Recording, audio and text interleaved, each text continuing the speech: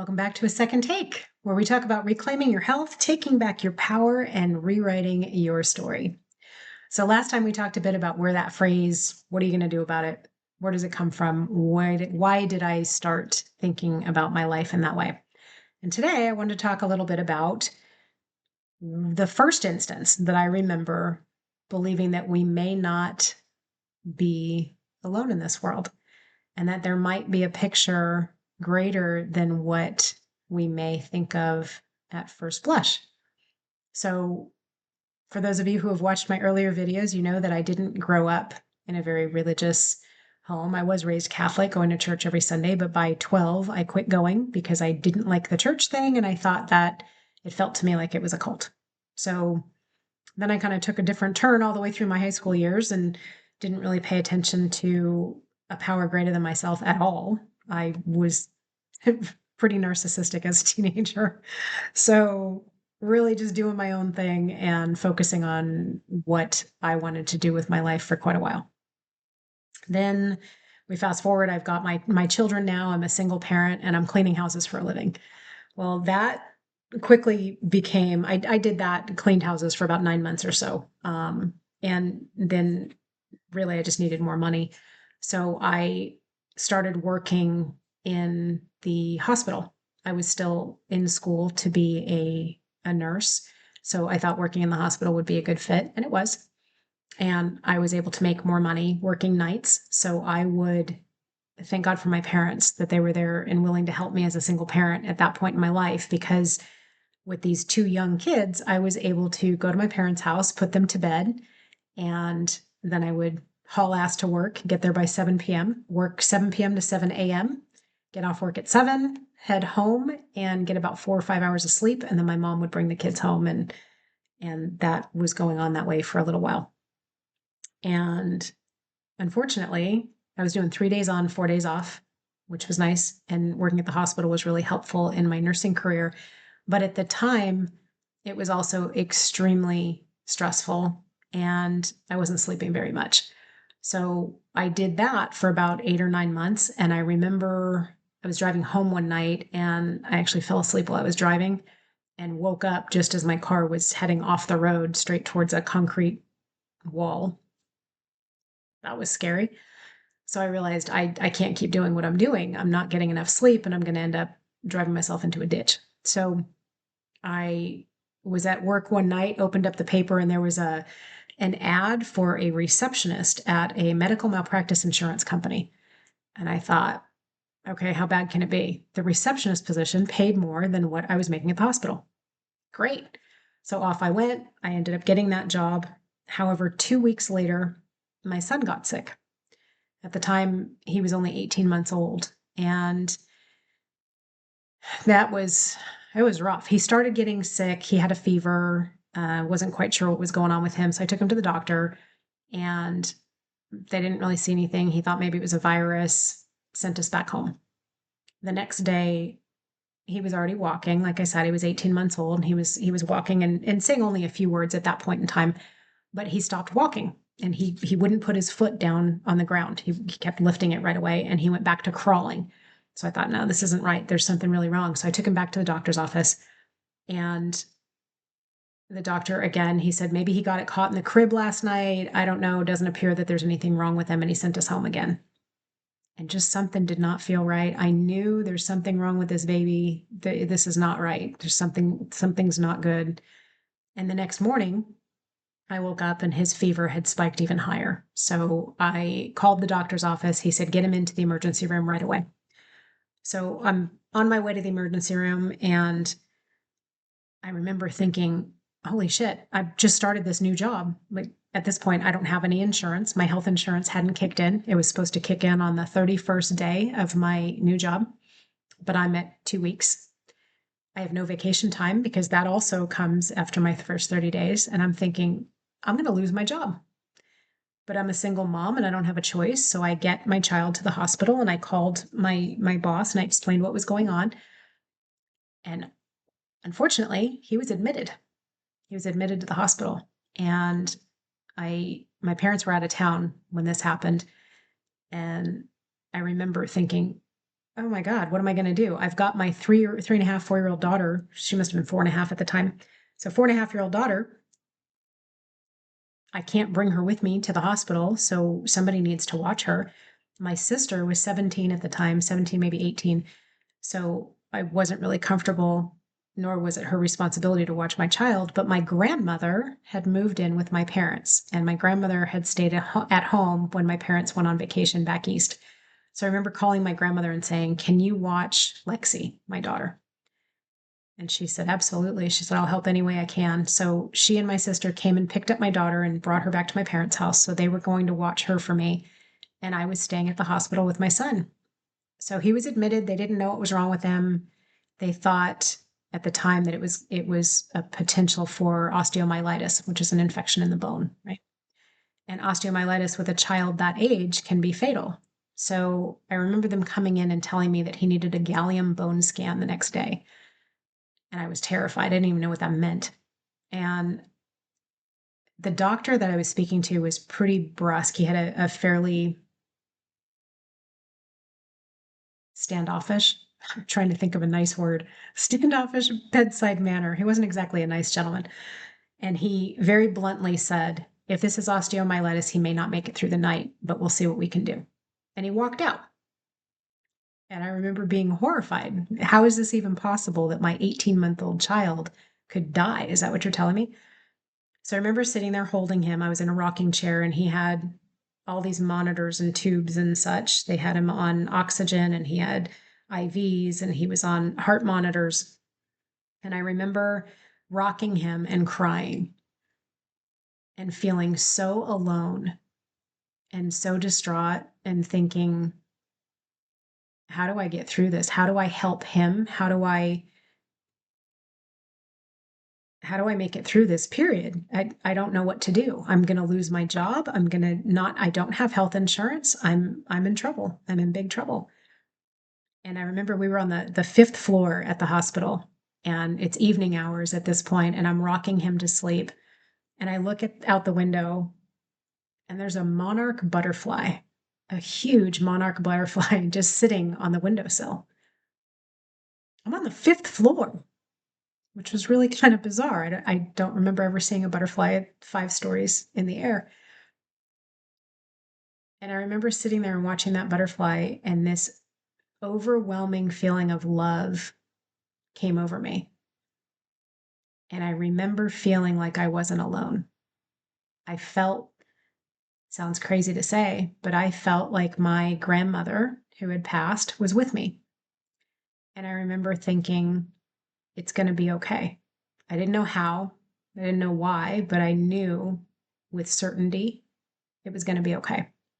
And that was the first time that I really remember thinking that we may not be alone and that there might be, in fact, a power greater than me. Okay. The next morning, I didn't sleep at all. But the next morning, I remember watching the sun come up and I still had that feeling of love. I wasn't really scared anymore. I knew it was going to be okay.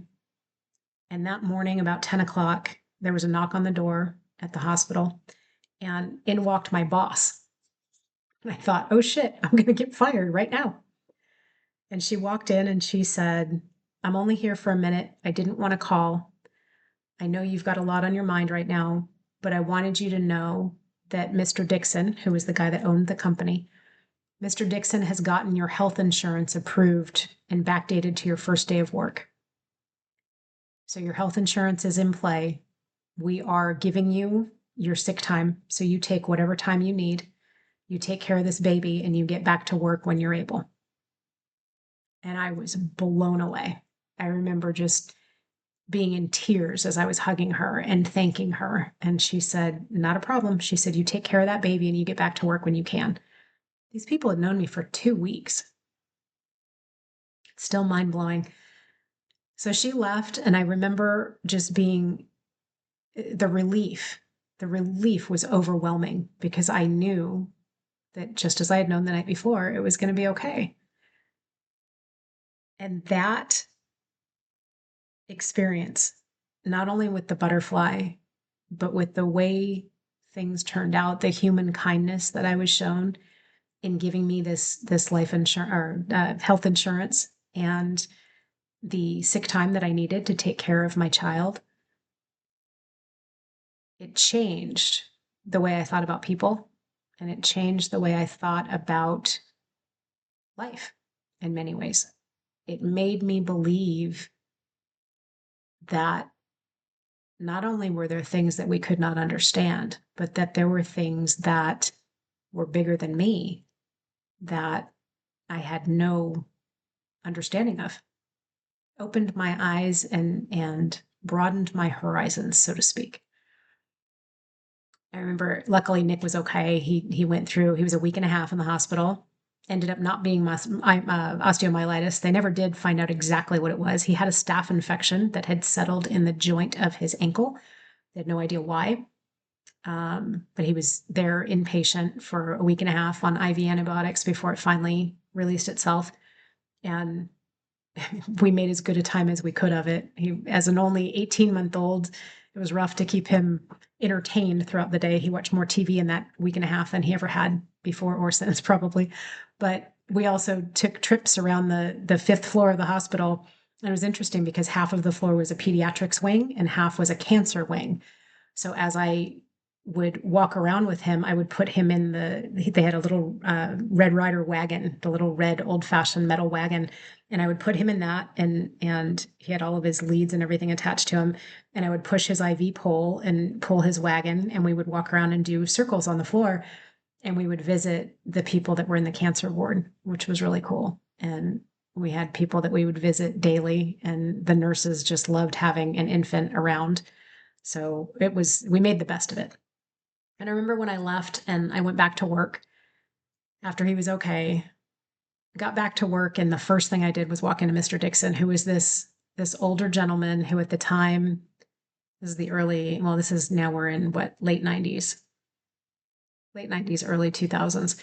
And he is this big, tall, older gentleman who was like in his late 60s, early 70s, maybe. And he smoked cigars like there was no tomorrow in the office. So if you ever opened the door to his office, there was this gray cloud that was just kind of hanging out at the top of his office. And he was super gruff. And he wasn't really a nice man. He was very intimidating. And I remember knocking on his door, and I was scared to death. And he yelled out, come in. And I went walking in, and I sat down, and I said, I just wanted to thank you for what you did for me and my family. I said, there's no way for me to thank you for what you did. And he looked at me and scowled, and he said, I got to ask you a question. And I said, yes, sir. And he said, are you going to work your ass off for me? And I said, yes, sir, I am. And he said, all right, great. I bought your loyalty. Now get the hell out of here and get back to work. Okay. So back to work I went. But I remember thinking, wow, what to me was life-changing, to him wasn't really much. It really wasn't much for him. He was in a different socioeconomic class for sure. And it did not matter to him one bit that he got my insurance early, or that he gave me a week and a half off that I really wasn't entitled to. And I remember that changed the way that I look at everything, from interactions with people to helping people to understanding that sometimes it's the littlest things that we may think are little things, but that to the people that are the recipients are everything. And it really did change how I ended up interacting with people as I became a manager later in my career. So I say all that to say, once again, this was a turning point for me. And that I hope for those of you who may not be religious, you may not be spiritual, I hope that you have recognized and understood in your own life that there is a power greater than us, that there is something out there that maintains a measure of love. And I know that's hard for some people to recognize right now. The world is crazy right now, and it seems some of the challenges we have before us seem insurmountable. But I hope that if you do not yet have a higher power in your life and you don't yet have a connection with spirit, the universe, source, God, whatever you want to call it, I hope that you're open to the possibility. Because as we work through the remainder of what will be this video series, I will be sharing with you some of the things that have happened in my own life in my spiritual awakening, which came very surprisingly. At my age, I had never even thought about a spiritual awakening. Didn't know what it was, didn't care, never thought about it. And now that I'm solidly in the thick of it, I can't imagine it being any other way. So I hope that for those of you that maybe have not had these types of experiences in your life, that you're open enough to hearing about it. I'm not going to try to change your mind about anything. I'm just going to share what's occurred in my own life. And I hope you're open enough to hear that. So again, thanks for joining me. Remember, no one's going to come and save us. That includes source or God or whatever else you may or may not believe in. We have everything we need to save ourselves, and we don't need somebody else to save us. So we're going to get into in the future much more about the specifics about how I changed my health. So if that's what you're here for, I'll get with it shortly. I just wanted to lay the backstory for you so that you can really understand who I am and why I say some of the things that I say. So with that, I will let it go until the next time. Have a great day, and thanks again for joining me on Second Take. Take care.